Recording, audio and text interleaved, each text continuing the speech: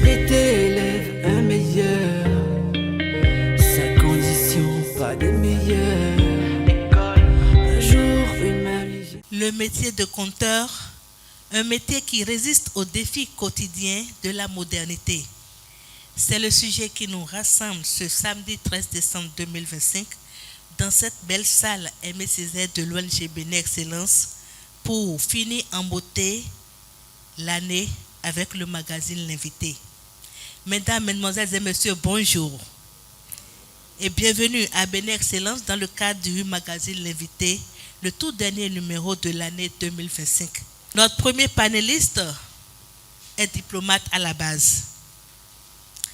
À la suite de sa formation à l'ENA, M. Ronnie Médégan, puisque c'est de lui qu'il s'agit, se consacre depuis déjà 2 décennies au théâtre, au conte et à l'art de la marionnette. Passionné par les activités artistiques, il a toujours su qu'en dehors de sa profession en tant que diplomate, il se consacrerait fortement à l'art. Aujourd'hui, il intervient dans plusieurs centres culturels, dont l'Institut français de Cotonou. Président de l'association Visa Culture, il est également dramaturge. Aidez-moi à accueillir ici, comme il mérite, M. Ronnie Médégan. Sous vos applaudissements, s'il vous plaît. Encore plus fort, s'il vous plaît. Monsieur Médégan, bonjour. Bonjour madame. Merci d'avoir accepté notre invitation. Tout le plaisir est pour moi. Un mot à l'endroit du public. Il m'est véritablement agréable d'être présent ici ce matin devant ce charmant public. Bonjour cher public. J'espère que vous vous portez bien. Merci. Merci. Installez-vous sous vos ovations s'il vous plaît. Notre deuxième panéliste, également très dense, je vous assure, sera avec nous dans quelques minutes, mais ce ne sera pas sans votre accompagnement. Entré à l'Université nationale du Bénin en 1998, il a suivi une formation en sciences naturelles avant de rejoindre le Burkina Faso puis la France afin de poursuivre ses études en art. Il a suivi des formations en art dramatique et de pédagogie. Il a aussi reçu une dizaine de trophées, dont le plus large et le plus prestigieux reste le prix du meilleur jeune polyvalent d'Afrique de l'Ouest en 2010. Fondateur de Adjouhoué, un village de contes, il est aussi enseignant d'art dramatique à l'université d'Abomey-Calavi depuis déjà 8 ans. Il est écrivain. Nous allons recevoir avec une forte chaleur le baobab Anator. Sous vos ovations, s'il vous plaît. Encore plus fort, c'est un baobab qu'on reçoit. Bonjour baobab. Bonjour madame. Merci d'avoir accepté notre invitation. Le plaisir est vraiment pour moi. Merci. Un mot à l'endroit du public.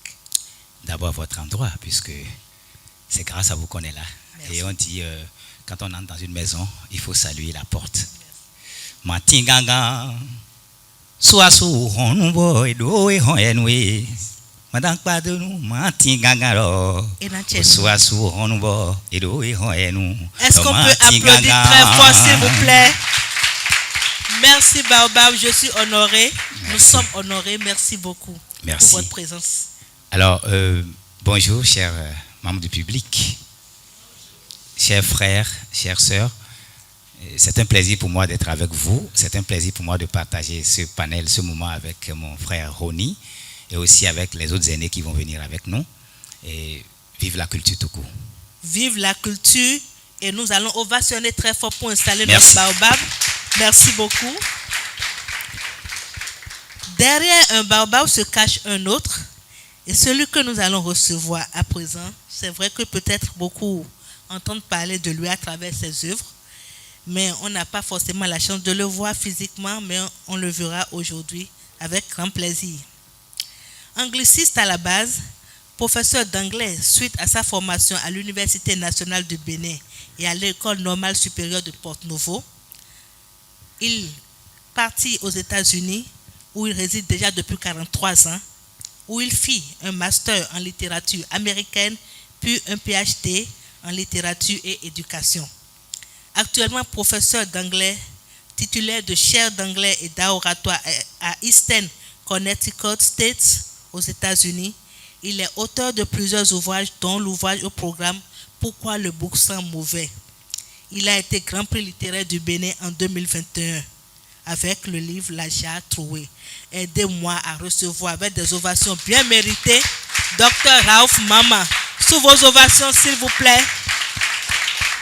Encore plus fort, encore plus fort.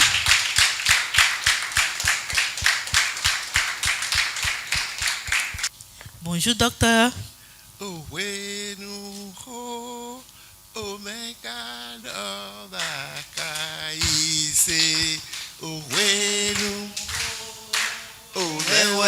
Ça s'applaudit, s'il vous plaît. Thank you. Ça s'applaudit, s'il vous plaît. Merci, docteur.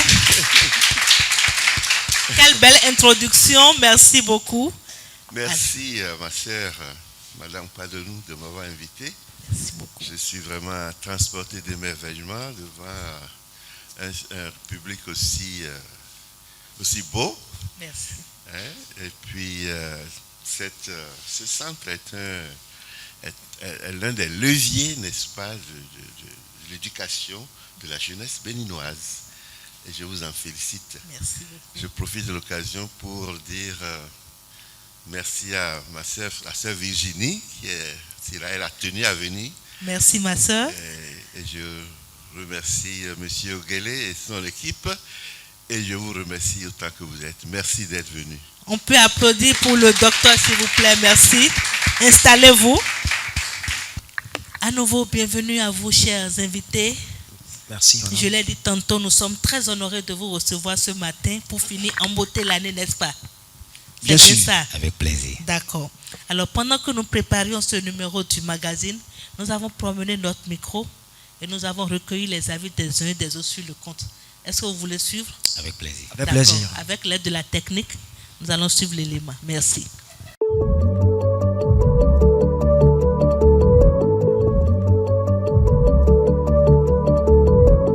Le conte, c'est un moment où des histoires vraies ou imaginées sont racontées pour pouvoir faire passer un message à un destinataire ou à des destinataires précis.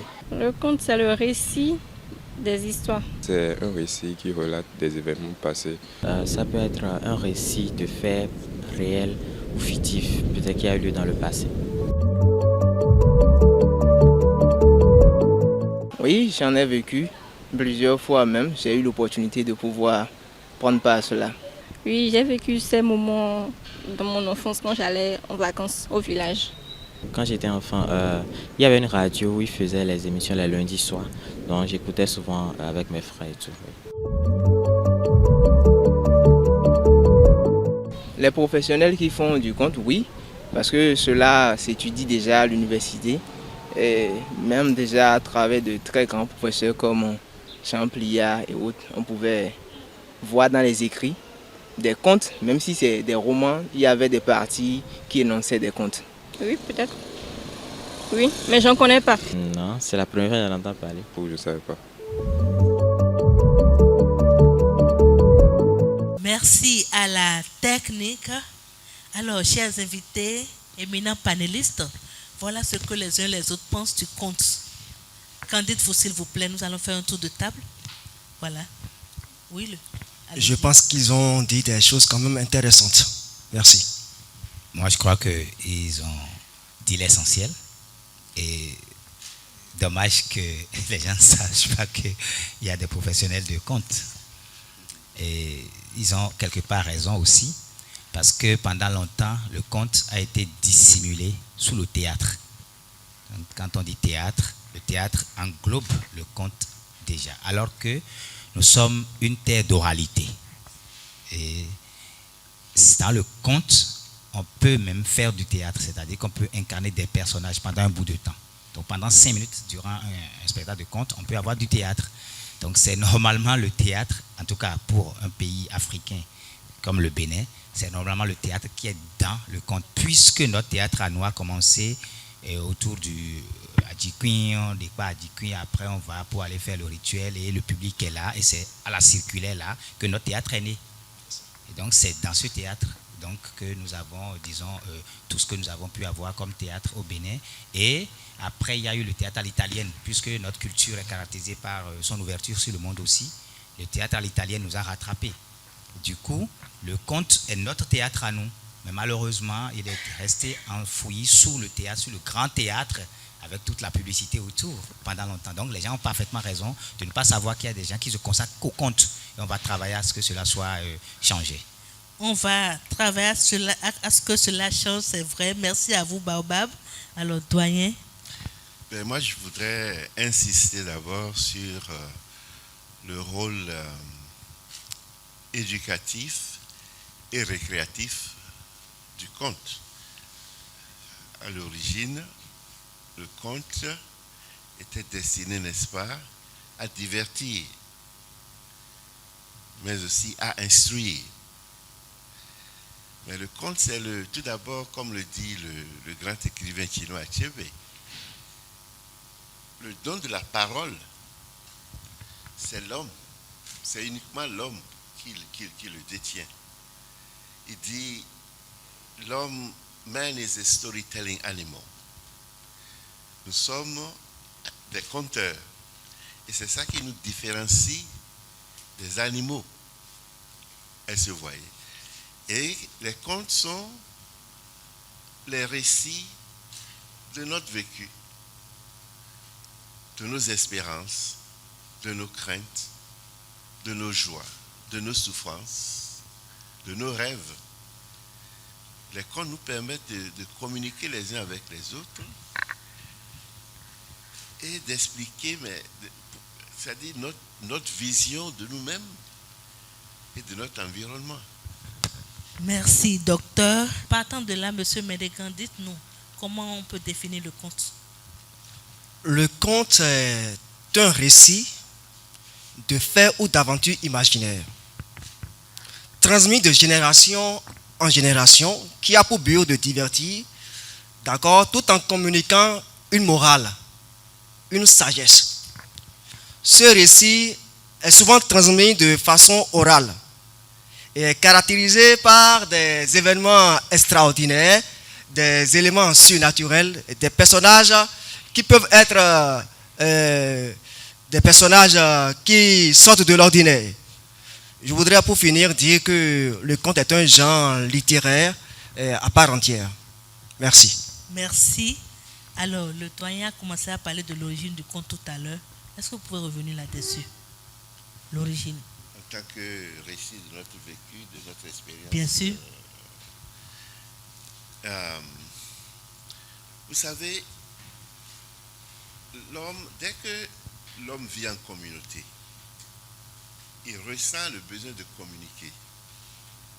Est-ce que vous m'entendez? Et en quoi consiste cette communication-là? C'est de se faire comprendre de l'autre, de lui dire de lui parler de ses rêves, de ses craintes, de ses souffrances, de ses rêves, de ses attentes, de ses déceptions, etc., etc.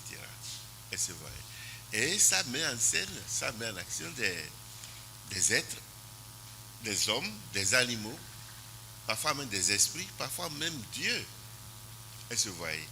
Et je pense que le conte, dans sa dimension, a une dimension spirituelle, parce qu'il présente parfois des anges, des esprits, des êtres qui nous montrent le chemin, ou bien qui nous avertissent, qui nous préviennent, qui nous avertissent et nous disent, si vous faites ci, vous aurez ça. Donc, éducation morale d'abord. Divertissement, éducation morale, mais c'est aussi un levier d'ancrage dans le terroir de l'individu. Quand j'étais enfant, le soir, maman ou papa nous disait des contes. C'était surtout des adultes qui disaient les contes. Nous autres, enfants, on ne pouvait pas dire des contes. On pouvait se dire des contes nous-mêmes. Mais le soir, c'était pour les adultes. Et l'éducation qu'on nous donnait avait plusieurs dimensions. Il y avait d'abord une dimension morale. On nous disait, on nous avertissait contre le vice, le vol, la malhonnêteté, le mensonge, la paresse. On nous exhortait à l'effort, au dévouement, à la sincérité, etc., etc. À part cette dimension morale, il y a aussi le développement de l'imagination de l'enfant. Quand j'étais enfant et que, transporté d'émerveillement, je restais là à boire les mots que papa ou maman nous servaient, mais j'étais en train de subir une formation. C'était un apprentissage. Si je suis conteur aujourd'hui, c'est parce que lorsque j'étais enfant, j'ai écouté beaucoup de contes. L'art de parler, l'art de s'exprimer, aussi bien dans mes langues maternelles qu'en français, qu'en anglais. Elle se voit. Merci, docteur. Je vois que le Baobab a envie de dire quelque chose par rapport à ça. Oui, on apprend tous les jours. J'apprends beaucoup de mon aîné. Oui. Et je le salue, je le remercie pour ces exposés assez émouvants et profonds. Oui. Et philosophiques aussi quelque part. Et quand il parlait et que ça m'a transporté, je me rends compte que quand même l'origine que vous demandez du conte est divine. Le conte est né le premier jour où la créature est née, puisqu'on parle même de parole. Au commencement était la parole. Et le conte, c'est la parole. Et le conte est communication. Ça veut dire que le conte est né au même moment que l'humanité, en fait. Les autres disciplines sont des fabrications humaines à partir du moment où c'est cartésien, c'est réfléchi, c'est organisé, c'est structuré et c'est adressé. Et le conte, lui, par contre, il n'a rien subi. La preuve est que même jusqu'à aujourd'hui, il demeure brut, tant dans son écrit que dans son récit, que dans son raconté, que dans l'action du conteur sur la scène. La preuve, tout à l'heure, instinctivement, le professeur a piffé d'une chanson qui est l'une des chansons originales du conte au Bénin. C'est venu instinctivement. Et le premier souffle qui a sorti la première lettre, c'est la parole. Et c'était une chanson, mais c'est d'abord la parole qui est chantée. Donc l'origine du conte, c'est l'origine du monde. Merci. Alors, je pense qu'on a déjà abordé la question concernant l'utilité du conte de façon générale dans notre société. Alors, je reviens à vous, docteur. Dans quel contexte et à quel moment peut-on faire le conte? On a parlé du soir tout à l'heure. On peut dire des contes à tout moment. Mais quand j'étais enfant, on nous disait que c'est la nuit seulement qui vous dit des contes. C'est à la maison où on dit des contes le jour que cette maison-là est vouée à la destruction. C'était peut-être une superstition. Mais le conte, ça peut se dire partout, n'importe où. Quand vous voulez faire rire les gens, par exemple. Il y a des contes pour ça. Moi, en tant que professeur d'anglais aux États-Unis, quand j'entre en classe, je cherche, c'est-à-dire comment détendre l'atmosphère. Parce qu'on vous voit debout, là vous êtes noir. Donc, on se pose beaucoup de questions sur vous. Est-ce qu'il maîtrise la matière? Parce qu'il a la peau noire. Il a un noir assez bizarre.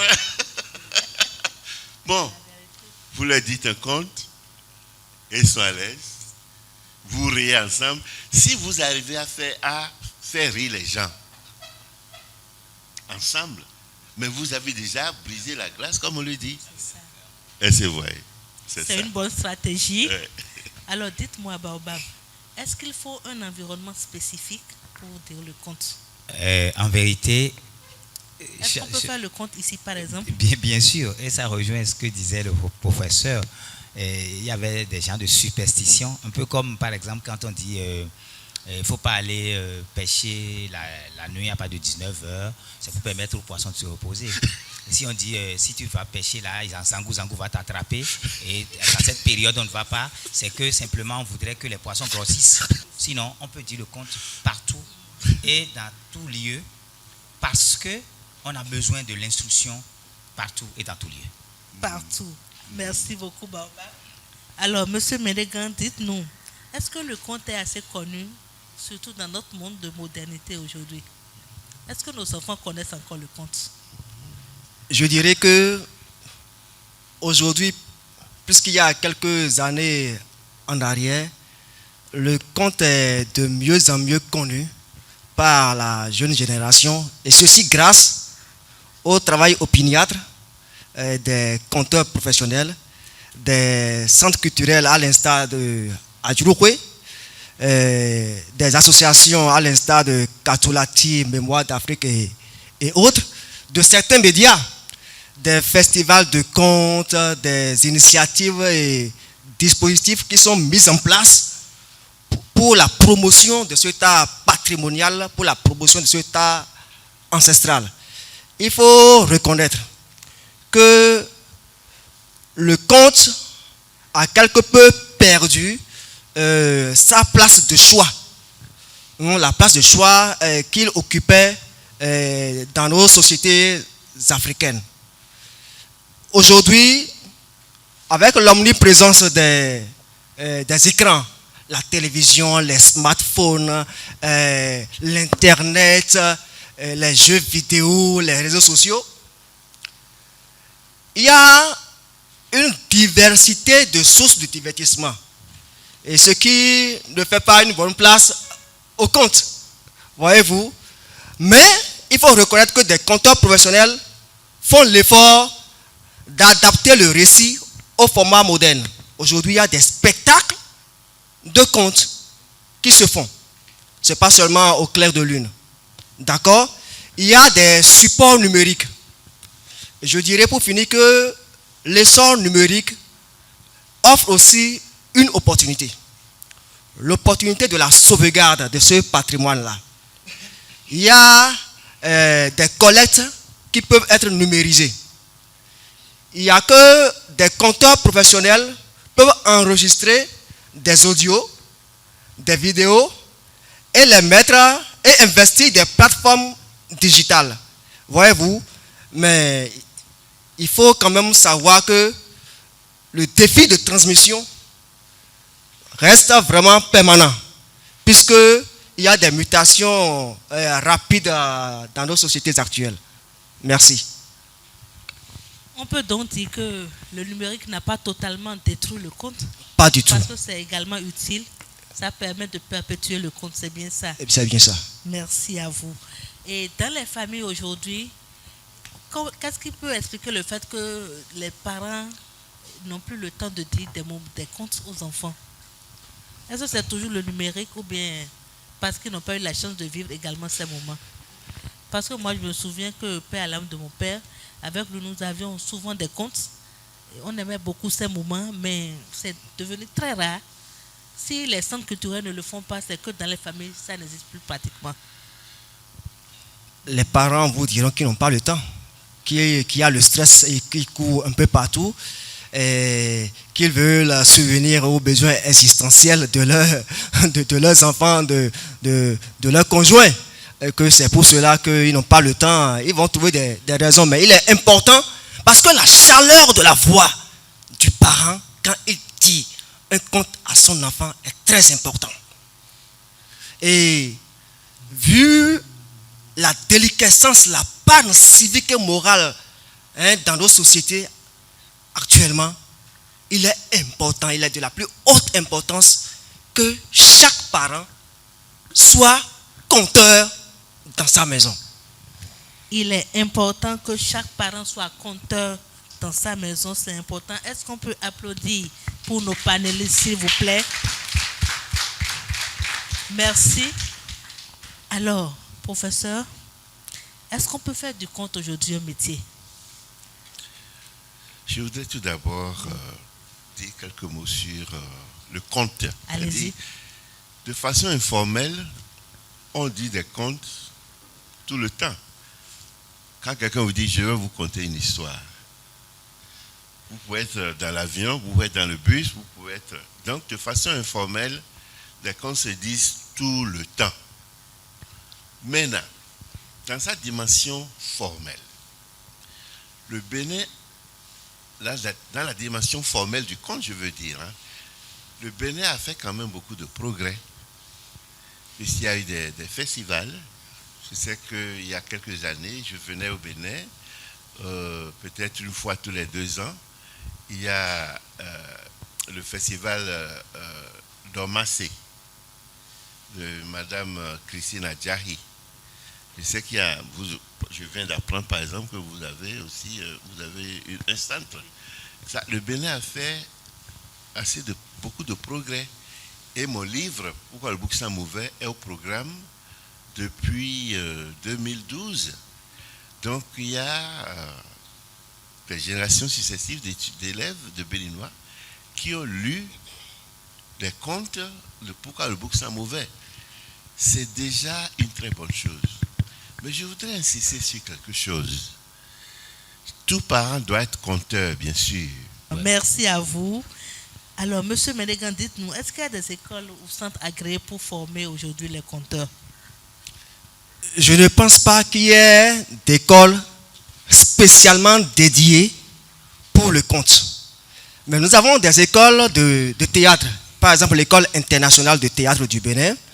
Nous avons l'Institut national des métiers d'art, d'archéologie et de la culture d'Inmark qui forme pour le théâtre aussi. D'accord? Le ITB, c'est carrément pour le théâtre, exclusivement pour le théâtre. Et ceux qui font cette école et qui acquièrent des outils, des intrants, des compétences, des techniques pour le théâtre peuvent bel et bien être conteurs professionnels. D'accord? Maintenant, il faut aussi dire que nous avons des structures artistiques, des associations qui font beaucoup pour le conte. Et je pense que ceux qui veulent devenir des conteurs professionnels peuvent intégrer ces structures artistiques-là à défaut d'adhérer aux écoles. Oui, vous voulez ajouter quelque chose? Tout comme l'écrivain béninois, je veux dire, le conteur béninois qui veut vivre de son métier de conte est voué à la famine. Est-ce que vous m'entendez bien? Le béninois moyen ne lit pas et le conteur béninois fait face à un défi existentiel. Comme il vient des États-Unis chaque année, je vais à la rencontre des apprenants, des enseignants et je ne demande pas un franc. D'accord? Et du coup, tout le monde veut me voir.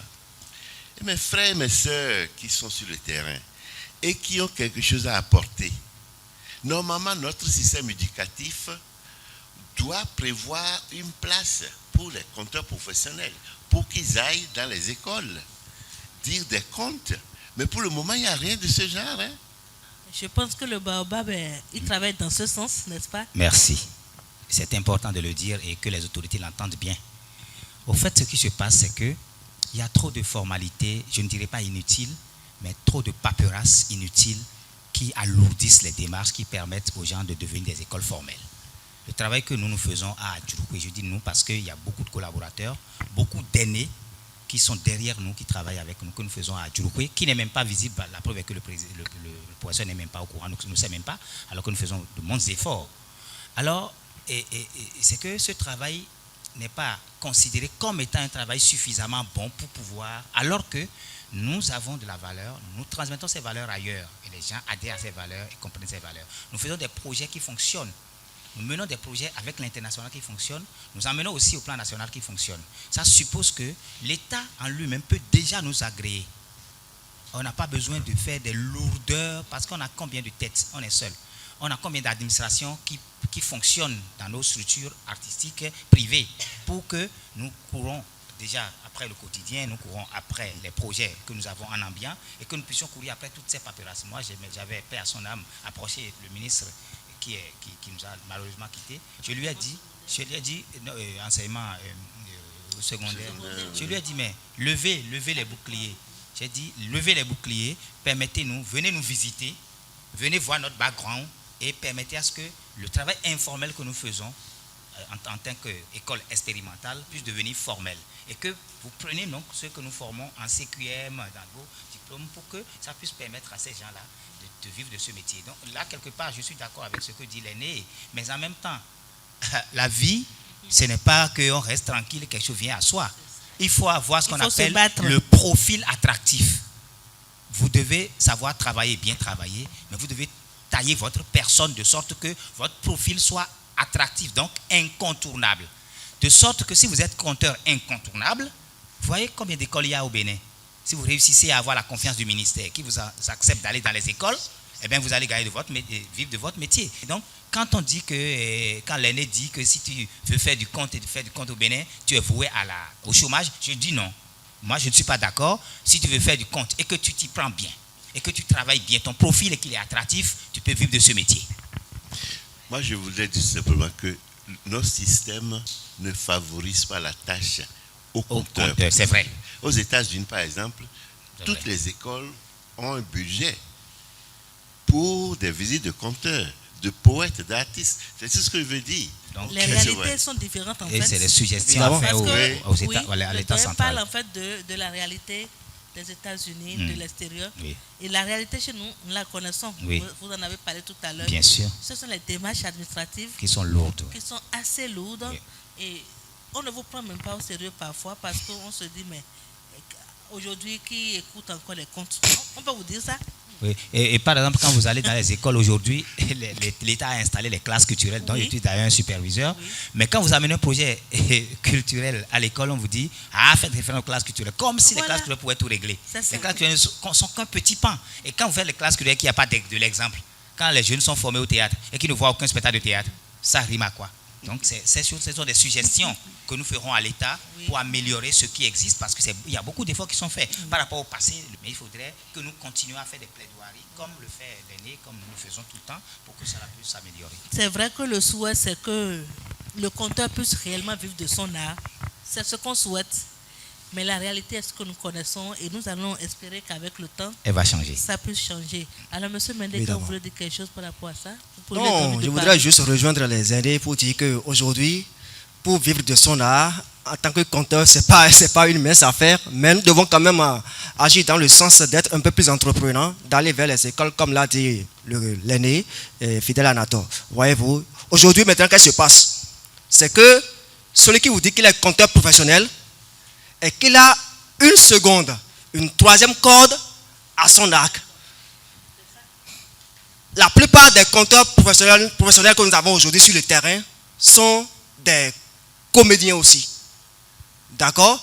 Des marionnettistes. Voyez-vous? Donc c'est de ça qu'il s'agit. Alors, merci. Alors, ce plateau est un plateau où je suis la seule femme. Parce que, malheureusement, en préparant ce numéro, j'ai voulu qu'il y ait des femmes conteuses dans le lot des panélistes. Je vous assure, nous avons fait des recherches. Pendant longtemps, on n'en a pas eu. Et dernièrement, il y a M. Oguele qui m'a parlé des femmes qui sont en train d'entrer dans le domaine, mais qui n'ont pas encore vraiment fait leurs expériences. Et M. Anator qui m'a également parlé des femmes qui sont en formation. Ça veut dire que nous n'avons pas en ce moment des femmes qui sont réellement professionnels du domaine. Il faut peut-être 2-3 ans pour que celles-là soient bien formées, celles qui sont en formation, pour qu'on puisse dire qu'il y a des conteuses. Pourquoi il n'y a pas de femmes, monsieur Anator? Merci. Oui. Je veux bien répondre à cette question parce que les 5 dernières années, j'ai titillé ce côté-là. Au fait, il y a beaucoup de pression sociale sur la femme. Des femmes, quand elles quittent l'étape de jeune fille pour devenir femme, tout de suite, elle a un petit copain qui peut ne pas aimer le métier. Elle a un papa qui craint pour elle. Et elle a un mari qui ne veut plus du tout qu'elles côtoient le secteur culturel parce que le secteur offre peu de sécurité du point de vue de ce qu'il pouvait avoir comme agression sexuelle. Tous les métiers en vivent, mais comme nous sommes exposés. Nous sommes un métier où on nous voit tout le temps à la télé et on peut nous désirer aussi, mais parfois même on peut nous harceler. Donc tous ces facteurs qui font pression sur les dames, eh bien, ces facteurs font qu'elles ne peuvent pas rester dans le métier si elles ne sont pas folles vraiment. Et quand on dit qu'il n'y a pas de femmes, véritablement, ça rejoint ce que disait mon frère Ronnie, c'est qu'il n'y a pas de femmes qui se consacrent qu'au conte. Sinon, il y en a qui sont dans le cinéma, dans le théâtre et qui font aussi du conte. Carole Lokossou fait du conte. Ahmed Lagoba, Charel Renvor, il y en a. Il y en a plein qui font. Seulement que comme elles ne se consacrent pas rien qu'au conte, on ne pourrait pas peut-être les citer pour dire qu'elles sont conteuses, mais sinon Charel fait un travail formidable. Elle a même un festival Parole d'Amazon. Voilà. Et donc il faut avouer qu'il y en a, mais seulement c'est difficile. Alors, monsieur Anatole insiste sur le fait que chez nous, on peut vraiment vivre de cet art-là. J'insiste. Aujourd'hui, dites-nous, quand vous allez faire des prestations, est-ce que vous êtes payé comme cela se doit? Oui, je peux dire oui. Et si je ne suis pas payé, c'est que je le veux. Si je ne suis pas bien payé, c'est que je l'ai accepté. Sinon, je peux dire non. Et quand je fais mes prestations, je suis payé entre, disons, 500 000 et 1 million de francs CFA. Parce que s'il y a peut-être un jeune ici, si quelqu'un suit l'élément et qu'il a envie d'entrer dans le domaine, oui, il va aussi se demander s'il peut vivre de ça. Il peut vivre de ça. S'il peut gagner sa vie. S'il a un profil attractif. Maintenant, s'il est en apprentissage, il doit pouvoir être tellement sérieux. Et il va gagner des petits cachets d'abord. Il va gagner des 30 000, des 20 000, des 15 000, des 50 000. Et avec le temps, il va gagner 100 000, 200 000, 300 000. Et il va se travailler de sorte que son image ne soit pas frelatée. Quand on veut du fidèle Anator, c'est du fidèle Anator. Si on ne me paye pas mon cachet, j'envoie un poulain. Merci. Alors, monsieur Médégan, votre avis sur la question, puisque vous êtes aussi sur le terrain. L'aîné l'a déjà dit, si tu as un profil vraiment attractif, tu peux vivre de ce art. Je l'avais dit tantôt, vivre de ce art au Bénin en tant que conteur professionnel, ce n'est pas une mince affaire. Pour le moment. Pour le moment. Ce n'est pas une mince affaire. Il faut l'avouer. C'est justement ce pourquoi nous avons on a d'autres cadres à notre arc. Maintenant, si tu as un profil attractif, si tu sais vraiment, tu te travailles, tu donnes le meilleur de toi-même, tu peux t'imposer. Vous voyez, et voilà. Avoir un profil attractif pour s'imposer. Nous sommes déjà à la fin de cette première partie du magazine L'invité de ce matin. Est-ce que nous pouvons ovationner? Alors franchement, ovationner pour nos invités, s'il vous plaît. Merci. Et vous savez, à Bénin Excellence, nous avons plusieurs catégories d'ouvrages. Et comme pour chaque numéro, nous essayons vraiment de sélectionner des livres du domaine pour lequel nous sommes là. Alors nous avons fait des sélections de livres de contes que nous avons exposés. Nous allons inviter nos panélistes à se rapprocher de la table pour faire un choix de livres. Merci.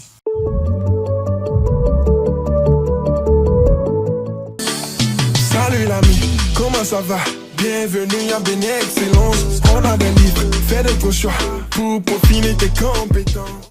Alors, pendant que nos panélistes s'adonnent à l'exercice de lecture, nous allons recevoir ici le représentant du club de lecture de Bénin Excellence pour nous présenter le club, Monsieur Thibaut Ochéré. Sous vos applaudissements, s'il vous plaît. Comment ça va? Bonjour, Monsieur Thibaut. Bonjour, Madame Larissa. Comment vous allez? Ça va très bien. D'accord. Là, vous représentez ce matin tous les clubs de Bénin Excellence, club de lecture. C'était ça. Alors, parlez-nous-en. Qu'est-ce que vous faites? Alors, je souhaiterais ouvrir mes propos par cette conviction énoncée par le président Emmanuel Macron.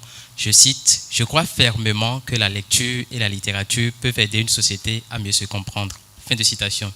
Et Bénin Excellence s'étant inscrit dans cette dynamique a installé des clubs de lecture pour promouvoir le livre et aiguiser l'esprit.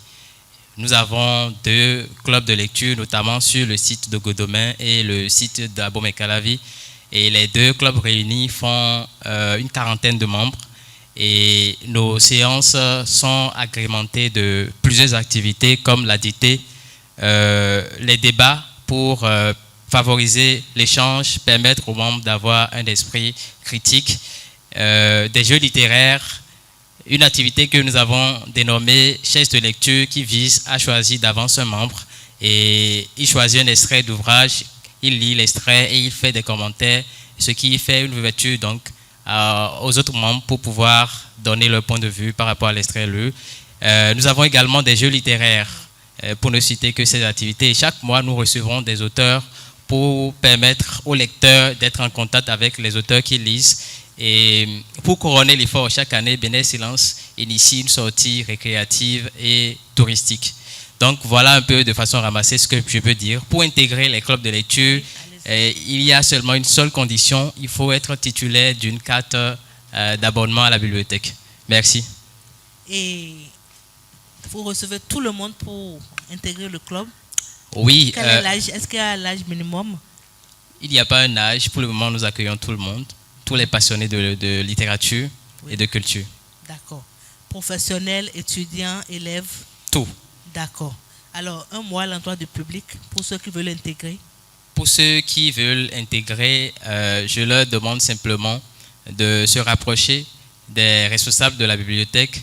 Ils sauront vous donner les directives à suivre pour vous faire inscrire dans les différents clubs. Merci à vous, Monsieur Ochéré. Est-ce qu'on peut le raccompagner, s'il vous plaît, sous des ovations? Merci. À sa suite et sans transition, nous allons inviter ici Monsieur Ogele Razak, président du comité d'organisation du concours African Storytelling. Est-ce qu'il est là, Monsieur Ogele? Sous vos applaudissements, s'il vous plaît, nous allons le recevoir ici.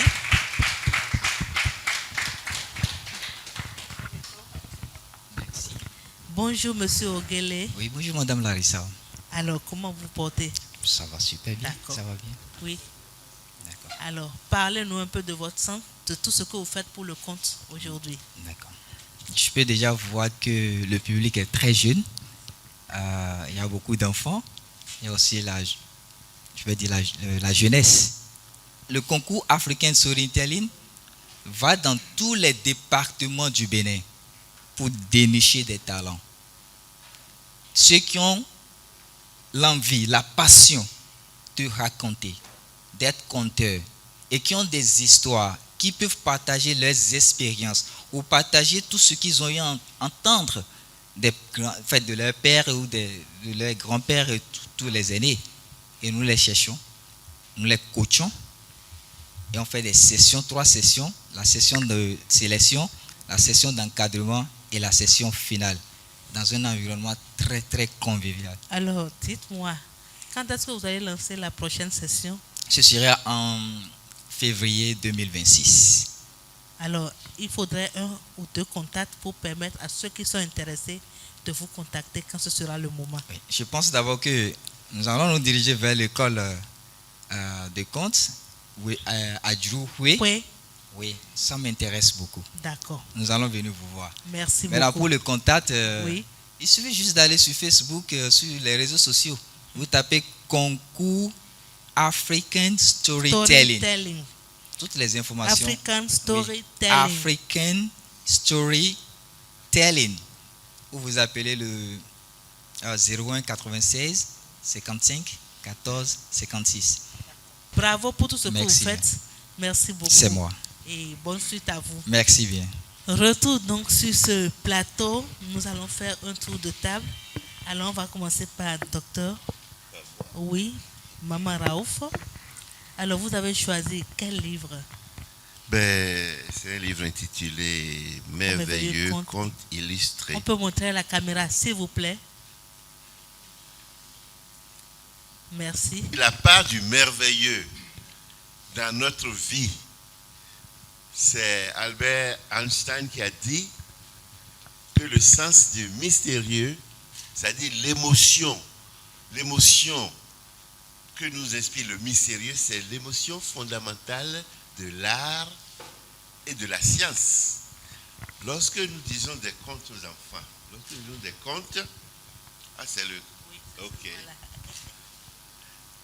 Nous leur insufflons, nous leur donnons quand même, nous les aidons à développer en eux le sens du mystérieux. Est-ce que vous voyez? C'est peut-être parce que c'est quand l'homme perd le sens du mystérieux qu'il perd la peur de la crainte de Dieu et qu'il devient un danger pour sa société. Ce livre-là m'a fait penser, n'est-ce pas, à ce que Einstein a dit sur l'importance du sens du merveilleux dans la vie de l'homme. Merci à vous. Et qu'est-ce que ça vous inspire d'avoir ça dans nos rayons? Est-ce que vous pensez que ça peut être utile à nos jeunes bibliophiles? Ben, cela me dit tout simplement que vous êtes un acteur incontournable du développement culturel, éducatif, scientifique du Bénin. Merci beaucoup à vous, docteur. Alors, nous allons simplement dire, on va faire un exercice. Oui. D'accord? Si je dis Bénin Excellence, vous allez dire l'excellence en partage. C'est Très tout bien. simple. D'accord? Oui. Bénin Excellence. Excellence en partage. Bénin Excellence. Excellence en partage. Bénin Excellence. Excellence en partage. Merci. On va ovationner pour le doyen, s'il vous plaît. Merci beaucoup. Merci, vous êtes adorable. Baobab, le doyen a réussi l'exercice. On est à vous à présent. Merci. Moi, j'ai choisi en tout premier lieu, d'abord je suis gourmand, donc j'en ai choisi 2, et puis en plus du mien. J'ai choisi le lièvre et le singe. On peut montrer à la caméra, s'il vous plaît. Pourquoi ce premier choix? Et ce premier choix parce que il est écrit par Madame Christine Adjahi, qui est l'un des aînés du conte au Bénin, dont on parlait tout à l'heure, par rapport à Domancé, par rapport à son festival. J'ai eu l'honneur de participer à ce festival à Lyon, en France, où j'ai eu un très bon cachet, il faut le dire. Le cachet est très important. Oui, oui. Parce qu'on me paye rarement très bien pour le conte. J'ai eu un très bon cachet, et ça, il faut le dire. Et ce conte, je l'ai raconté beaucoup de fois, le lièvre et le singe, parce qu'il est très instructif. Il parle de la parole donnée, la parole donnée qui est une parole d'honneur. Et c'est aussi une petite anecdote par rapport à cette histoire. J'ai été invité par l'Institut français de Cotonou pour animer 2 soirées de contes, et curieusement en langue fongbe. C'est curieux. Donc ce sont les Français qui nous payent pour raconter dans notre langue. Donc c'est une leçon pour les nôtres aussi, pour nous-mêmes. Il faut qu'on valorise nos langues. Et d'ailleurs, Bénin Excellence aussi est dans cette dynamique. Évidemment, parce que nous avons aussi le laboratoire de langue fongbe chez nous. Voilà. Ce conte, il est en double version. Il y a la version fongbe et la version française. C'est magnifique. Et voilà, je l'ai raconté à cette occasion-là. Alors, donc tout ça expliqué mon deuxième premier livre, choix. je vous aide. Le deuxième livre, oui. Tiens, s'il te plaît, merci. Le deuxième livre que j'ai choisi, c'est Le fer, la perle et l'argent. Pourquoi?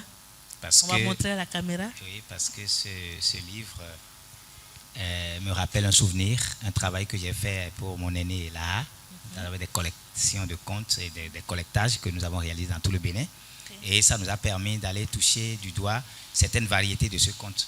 Et aujourd'hui, le travail que je fais avec les dames, les 12 dames sur scène, il y a une autre version de cette histoire qu'on m'a racontée aussi, donc qui va teinter le spectacle qui est en train de naître, qui va s'appeler La calebasse de grand-père, qui parle d'une histoire de chez moi, de Sahoué, de Daïvé, qui est un chasseur.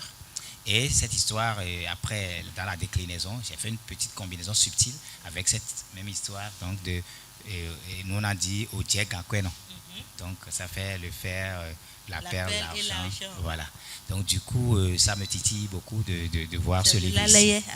Bien sûr, monsieur Laha, et qui fait un travail formidable pour la littérature et pour le conte, et aussi très altruiste parce qu'il permet à la jeune génération qui n'a pas les moyens de sortir des livres d'en sortir beaucoup et de pouvoir en mettre à disposition du public. Et ça, il faut le dire. Et bien évidemment, le troisième, je l'ai réclamé parce que je ne l'ai pas vu à la table.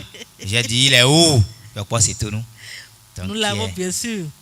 Et d'ailleurs, lors de la journée de la fille, il y a quelques semaines, nous avions travaillé sur ça avec les jeunes filles. Quel honneur pour moi. Voilà. Yoko Setonou, qui ne veut pas dire forcément Setonou dans le sens premier, mais sois digne.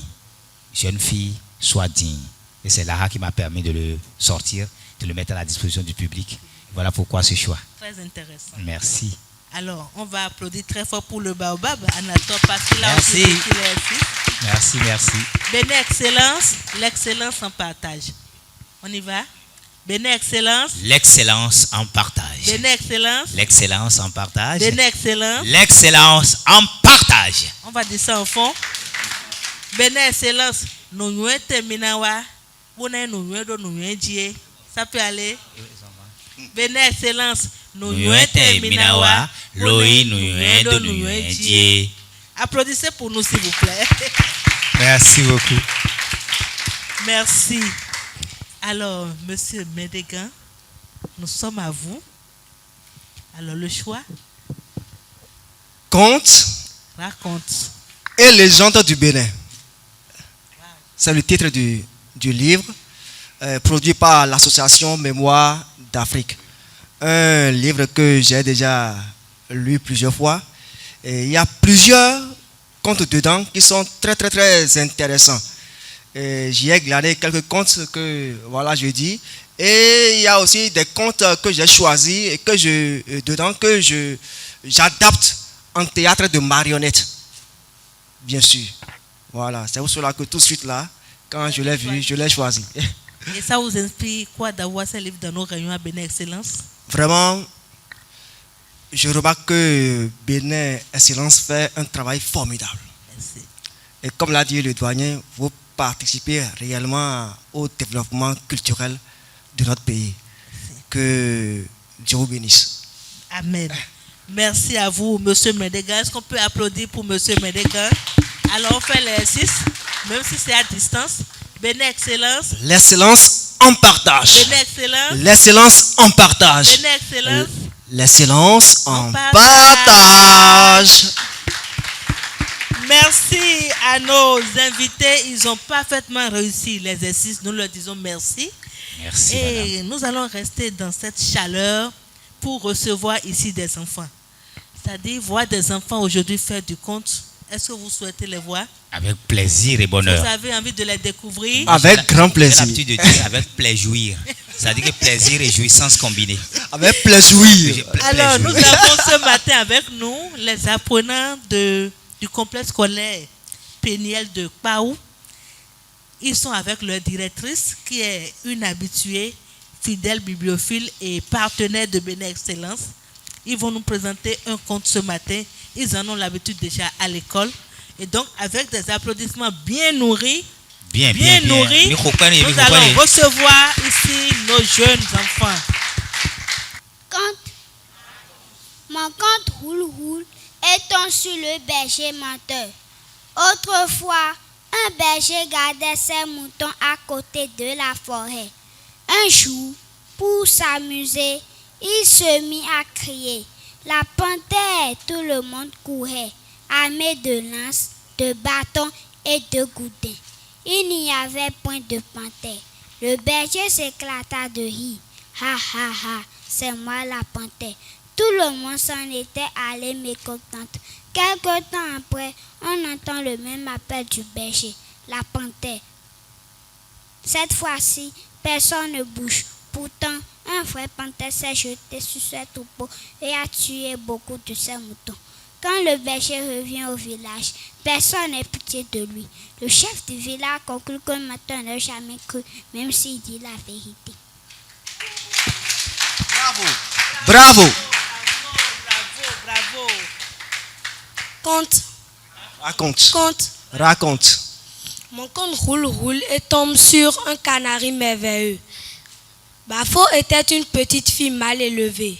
Elle passait son temps à se battre avec ses camarades et refusait obstinément de travailler.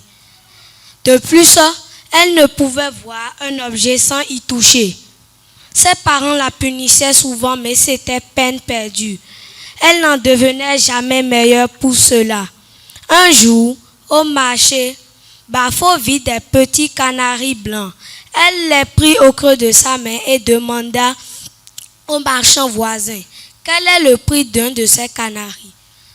Le marchand lui répondit qu'il ne savait pas, que ces canaris ne sont pas à vendre. La petite ignora sa parole, prit un de ces canaris, jeta à terre 20 pièces et partit. Elle se disait en elle-même que si le marchand reviendra, il verra les 20 pièces à la place du canari. Or que ces canaris n'étaient qu'aux des aigrettes, que à chaque jour de marché, ils se transformaient pour vivre un peu dans le milieu des hommes. En cours de route, le canari redevint aigrette. L'oiseau s'envola avec la petite fille jusqu'au sommet d'un grand arbre. Il déposa la petite fille sur une grosse branche et s'envola dans le ciel. La petite Bafo cria, supplia tous les passants de prévenir ses parents. Ceux-ci accoururent, amènent un gros chien noir qui grimpa à l'arbre et ne descendit qu'avec la petite Bafo. La leçon de moralité: il ne faut pas prendre tout ce qu'on l'envoie. Merci, bravo. Bravo les enfants. Et nous allons inviter ici la directrice, Madame Fanou Emerancienne, pour nous dire ce qui motive Saint-Péniel à former les enfants. Merci beaucoup, Madame Larissa. Et bonjour, chers aînés. Bonjour, madame. Bonjour, madame. Je pense que je suis littéraire et j'ai une passion pour vraiment la littérature, la culture, l'art et autres. Et cette passion, j'aime la transmettre, la partager avec mes apprenants, tout en dénichant les talents. Et on a dit, tout ce que vous faites pour les autres, vous le faites pour vous-même. Et ce que j'ai découvert ici, tout le trésor que j'ai découvert ici ce matin, c'est dans l'intention de faire du bien aux enfants. Les vendredis soirs, avant qu'on ne rentre à la maison, au drapeau, j'anime un peu et je demande que les gens me fassent le bilan de leur semaine, qui a fait quelque chose de spécial, qui a appris quelque chose de spécial, ou un conte, une poésie, une chanson. Et c'est comme ça, il y a deux semaines, le petit Céphas, au drapeau, a voulu nous dire un conte, ce qu'il a fait tout à l'heure. On a filmé. Et ce que j'ai publié le dimanche sur mon statut, et Madame Larissa l'a vu, elle m'a contacté et m'a fait part de l'émission de l'invité d'aujourd'hui. Ce que le second Ismaël, il a fait, c'est hier soir, autour de 16h, que je lui ai remis le test. Donc, il a passé la nuit à lire, à mémoriser et à présenter. Ce matin, je lui ai dit, tu es prêt, tu peux? Il a dit oui. Et je pense qu'il a présenté si bien. Bravo les amis, je vous remercie. Merci à vous, Madame la directrice. Merci, madame. Merci pour tout ce que vous faites pour l'enseignement. Merci beaucoup. Alors, je suis très ému parce que c'est les prémices de mon festival. Le festin Adjurou, qui était à l'origine festival Adjurou comme à l'ancienne, avant de devenir festin Adjurou, pour rappeler un peu comment est-ce qu'on vivait encore en communauté, en convivialité et tout dans les villages. Et c'était que les enfants qui étaient dans le quartier, je constatais que ces enfants n'arrivaient ni à parler correctement français, ni à parler correctement leur propre langue. Je dis, mais ils sont qui? Ils sont plus personne en fait. Il faut les aider à devenir quelqu'un. Donc au moins, il faut les aider à raconter des histoires. Et le festival était né. Et au début, les apprenants venaient comme ça, une quarantaine, une cinquantaine pour faire la présélection. Après, on prend 30 qui passent en finale. Et on n'a pas pu faire des éditions, disons, à primer les dernières années. Mais l'année prochaine, madame, il y aura l'édition du festival qui va consacrer une fois de plus des apprenants en langue nationale et en français. Donc il y aura des trophées pour les meilleurs conteurs en langue nationale, meilleures conteuses en langue nationale et pareillement pour la langue française. Donc il y aura 4 prix au moins. Oui, pourquoi pas. Mais bon, vous c'est senior. C'est hors catégorie. Donc voilà, ce serait pour les grands enfants. Donc nous serons ravis de garder le contact avec vous pour que vous puissiez nous apporter une dizaine de candidats pour voir si vous n'avez pas parti avec un trophée. Ça s'applaudit, s'il vous plaît. Parce que c'est les gens, les porte-noviens qui viennent souvent rafler pratiquement tout. Si ce n'est pas les nôtres, c'est les porte-noviens. Voilà. Si ça n'a pas Porte-Nouveau, je suis très fier. Non, mais on va vous les arracher, n'est-ce pas, madame? prochainement, ce serait plus fort pour vous, ce serait eux. Bon, on va essayer pour voir. Voilà. Merci beaucoup alors, doyen. Excusez-moi, oui. et madame, je vous félicite. Oui. Madame Ériancienne, parce que vous avez fait un travail neutre. La plupart du temps, quand on voit les enfants être formés par des enseignants, surtout des gens qui ne sont pas de la corporation directement, c'est que c'est des caricatures grotesques, des gestes, des trucs très malvenus des fois. Et le fait de les laisser tout naturel comme ça, pour prioriser la parole, le récit, c'est très bien. Et après, nous, on a le temps, comme c'est un tableau blanc, de mettre les ingrédients qu'il faut pour faire de grands orateurs. Donc c'est important de continuer dans cette ligne de neutralité. Merci à vous, Baobab. Alors, doyen, par rapport aux enfants.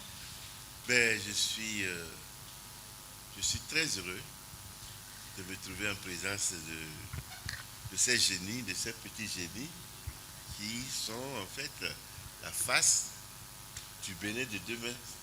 Et c'est vrai. Donc, je pense que nous avons des raisons d'être optimistes quant à l'avenir de notre pays. Merci beaucoup, Monsieur Mendegan. Je vais juste dire merci à Madame la directrice pour ce beau cadeau. Votre travail a valeur d'exemple. Merci. Merci. Et pour finir, moi je dis également merci à nos enfants. Bravo. Et comme le Baobab l'a dit tout à l'heure, continuez ainsi. Et nous aurons des fruits bientôt. C'est bien ça. Merci. Alors, toute dernière étape de ce numéro du magazine L'Invité, nous allons passer à l'étape des questions. Nous allons commencer par la rangée de droite. Est-ce qu'il y a des préoccupations, des apports? Oui, Ange? Il y a beaucoup de catégories de comptes, il y a plusieurs catégories de comptes. Mais est-ce qu'il y a des comptes qui prédisent l'avenir, par exemple?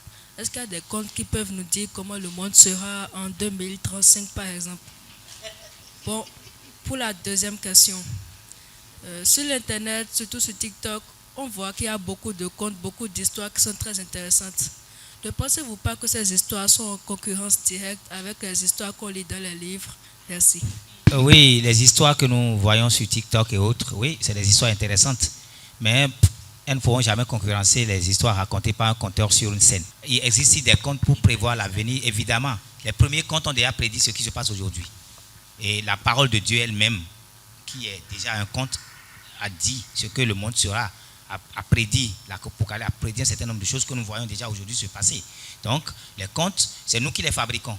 Nous pouvons en fabriquer qui disent ce que nous pensons de l'avenir. Donc, il peut y avoir plusieurs contes qui disent plusieurs versions de comment demain sera. Dans le domaine de la littérature, vous avez la science-fiction, vous avez des écrits qui ont prédit, par exemple, l'avènement de l'intelligence artificielle. Tout ce que l'homme a créé, tout ce que l'humanité a créé, les merveilles qui nous entourent aujourd'hui, ont eu leur origine dans la tête de l'homme, comme un rêve. Elle se voit.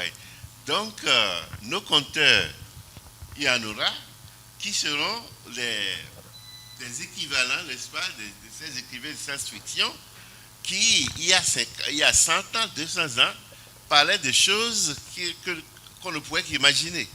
Elle se voit. Donc, il me semble que ça se fait déjà quand même. Mais il y a des conteurs qui projettent, n'est-ce pas, qui décrivent ce qu'ils voient. Et dans quelques années, ça deviendra une réalité, quoi. Ndokudonu bene excellence we. Ndokunu tochele. Do ho edo la bisisita me. We ndebo vivinu min desu bo fie ho eche zreo. E wen fie do ho tomi bemiton gbe mi non do oton de o. Bemiton bo français gbe mi no di do me. Bo vimiton le yesi hudo tableau do gbe to me a. Yesi hudo radio do gbe to me a. Et le hodo est quelqu'un donc dès que nous payons après minusi. Mais moi donc mina that's why bon we can minele il a le hihawe pour un ton nous ouais zombo et nous na plomb béton et nous les hawe et na monde mais bon mais il tombe le de so na gwalonomi bibliothèque excellence na gwalonomi tombe ton le de so. Merci beaucoup à vous. Et je pense que quand on parle de conte, de l'art, ça transmet des valeurs morales. Et avec ce que nous vivons aujourd'hui avec les jeunes, la dépravation, la débauche sous toutes ses formes, nos établissements privés, vous aviez parlé tout à l'heure des classes culturelles. Malheureusement, les établissements privés ne sont pas pris en compte. C'est seulement le public. Et il nous plaît bien qu'on ouvre cet espace aux établissements privés qui regorgent d'apprenants talentueux. Et en dehors de ça, est-ce que ces éminents, avec vos structures, vous avez dit tout à l'heure, si on peut passer dans les écoles, prester, ça va donner quelque chose. Est-ce qu'il y a possibilité de faire appel à votre service dans les établissements privés pour aider les enfants à émerger et pour aussi bénéficier lors des activités culturelles de ces activités culturelles qui sont authentiquement africaines? De manière concrète, je peux dire que, un peu comme je disais ici tout à l'heure, que les parents doivent faire des efforts pour se donner du temps, pour tailler un petit temps dans leur emploi du temps, même si c'est une fois par semaine, pour entretenir leurs enfants à la maison. C'est de la même manière que je propose aux établissements privés de faire en sorte que déjà au début, avant même que l'année ne soit lancée, un peu comme ils perçoivent les inscriptions, ils perçoivent les scolarités, qu'ils ajoutent ou qu'ils fassent l'effort sur eux, même si c'est 2000 francs par apprenant, qui est dédié exclusivement à l'activité culturelle. Ça déjà, je vous assure, si toutes les écoles privées du Bénin font ça et prennent 2000 francs par élève ou par apprenant, s'il y a 5000 dans certaines écoles, 10 000 dans d'autres, etc., que les enfants soient intéressés par l'art ou pas, ils doivent contribuer à l'art. Donc, s'il y a 2000 par tête et que vous avez un effectif multiplié, vous voyez ce que ça fait. Engager un compteur pour toute l'année, ça suffira à ce compteur parce que ça lui permettra de payer son déplacement, d'avoir son honoraire par séance, ce qui n'est même pas normalement ce que nous faisons comme travail intellectuel. On ne doit pas être payé comme les professeurs de français, d'anglais et autres, non. On doit être payé doublement. Puisque non seulement nous, on est capable d'être ce qu'ils sont, mais ne peuvent jamais être ce que nous sommes. Les enfants doivent avoir des modèles. Et dans ce sens, nous travaillons déjà dans ce sens. Que pensez-vous de ces poètes slameurs qui s'autoproclament conteurs sur des scènes? Le slam est une discipline. Le conte est une autre. Un slameur, si sur les codes du slam qu'il fait et qu'il a des compétences rien qu'en slam, ne veut pas s'autoproclamer conteur. Maintenant, un slameur peut être à la fois slameur et conteur. Il y a des contes qui peuvent même être slamés. Il y a des contes qui peuvent être slamés. Si l'artiste slame son conte, il peut dire qu'il est conteur. Merci. Nous sommes déjà au terme de ce numéro. Voilà, on n'a pas vu le temps passer tellement c'était intéressant. Et nous allons venir tout de suite à M. Mendegan pour donner des conseils, peut-être à un jeune qui est ici, ou bien même une personne plus âgée que vous, parce qu'il y a des gens qui, peut-être à 50 ans, retrouvent leur voie dans un domaine donné, on ne sait jamais. Ou quelqu'un qui va suivre l'élément, quel conseil vous pouvez lui donner s'il a envie d'entrer dans ce domaine? Il n'a qu'à se rapprocher de Adjouloukoui. Il n'a qu'à se rapprocher de Adjouloukoui, il n'a qu'à adhérer aux associations artistiques et culturelles qui œuvrent dans ce sens-là. C'est très important. Voilà, c'est tout ce que j'ai à dire. Merci. Est-ce qu'on peut applaudir pour M. Mendegan, s'il vous plaît? Merci beaucoup. Monsieur notre Baobab Anato, conseil à l'endroit de la jeunesse. Moi, pendant longtemps, surtout après le baccalauréat, j'ai dit ma devise c'est travail, travail et travail. Donc je commence par là. Et le repos, c'est dans la tombe. Ben oui. Quand je parle de repos, je ne parle pas de repos au premier degré. Il faut se donner du repos, il faut donner du repos au corps, mais il faut bosser quoi. C'est le premier conseil. Parce que quand vous bossez, vous êtes à la surface tout le temps. Vous ne pouvez pas rentrer dedans. Parce que le monde, c'est un monde d'excellence. Ça pétille de partout. C'est pour ça, moi, malgré tout, l'intelligence artificielle, tout ce qui va en vrille là, moi, ça ne me cœur point. Je suis tranquille parce que je sais que je suis bêta et que je bosse et que je ne me repose pas. Donc, c'est d'abord ça, le premier conseil. Alors, le second conseil, c'est d'avoir de la rigueur, de la précision, de la constance. Quand vous n'êtes pas concentré, quand vous êtes dispersé, vous ne pouvez pas y arriver. Et il faut beaucoup rechercher. Il faut chercher, rechercher. Il faut lire et lire à nouveau. C'est très, très, très important. Merci. Beaucoup lire, c'est très, très important. Et avant le mot de clôture qu'on aura avec le doyen, est-ce que vous allez nous offrir, pour clôturer définitivement tout à l'heure, un moment de danse? Ok. Je voulais dire quelques mots. Oui, avant le mot de clôture. Au de l'excellence. C'est-à-dire que, en tant qu'homme, en tant qu'humain, nous sommes appelés à poursuivre un certain idéal. Quand j'étais enfant, on nous apprenait une chanson. Il faut avoir au cœur un idéal, sans quoi tout semblerait banal. Revois plus grand notre pays natal.